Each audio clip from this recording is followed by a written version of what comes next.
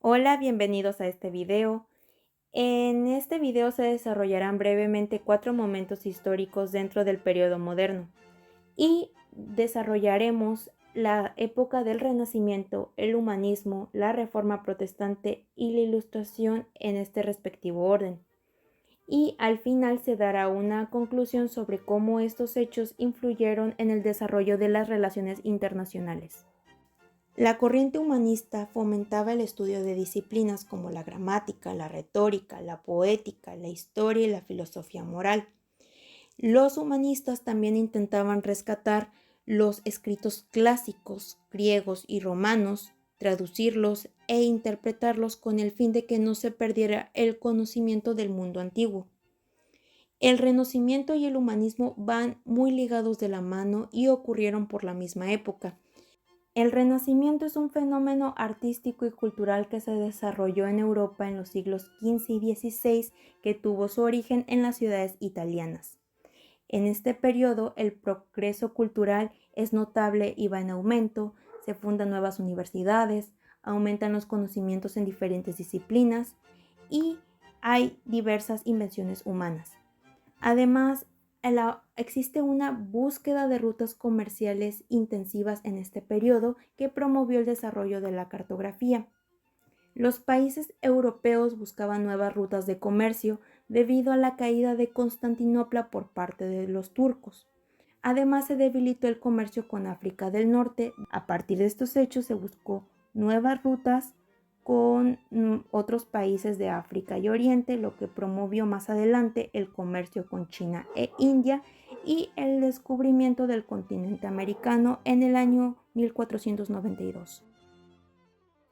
En principios del siglo XV, la Iglesia ejercía cada vez un poder mayor sobre los estados europeos en sus aspectos espirituales y político-económicos. Algunos sacerdotes y monjes criticaron las acciones de la Iglesia y entre ellos se destacó el monje alemán Martín Lutero, quien acusó a la Iglesia de interpretar la palabra de Dios, es decir, la Biblia, en favor de sus intereses materialistas. Más tarde, él publicó la denominada Reforma Protestante, que consistía en hacer un llamado a los principados o a los estados para que rechazaran las órdenes del Papa y crearan una iglesia con otras directrices. La reforma fue apoyada en numerosos principados porque ya existía un resentimiento previo con la Iglesia Católica, y algunos principados reorganizaron su territorio y crearon las denominadas iglesias protestantes con sus determinadas variantes. Un ejemplo de ello es que en el reinado de Isabel I se instituyó la Iglesia Anglicana. La Ilustración es una época que comprende desde la mitad del siglo XVIII hasta principios del siglo XIX. La idea principal que sostenía este movimiento era el uso de la razón para entender el mundo y configurarlo. Parte de las propuestas que tenían era impulsar los derechos humanos, la separación del Estado con la Iglesia, la división del poder de gobierno, promover la educación para toda la sociedad. Las ideas ilustradas condujeron a ser la base ideológica de numerosos movimientos sociales y entre ellos destaca la Revolución Francesa. También inspiró a los movimientos independentistas que ocurrirían en el siglo XIX en el continente americano. Para concluir, responderemos a la pregunta de cómo cada etapa se vinculan a las relaciones internacionales. En la etapa del Renacimiento y el humanismo, las relaciones internacionales florecieron porque los países europeos hicieron nuevas alianzas comerciales con numerosos países de Oriente y África.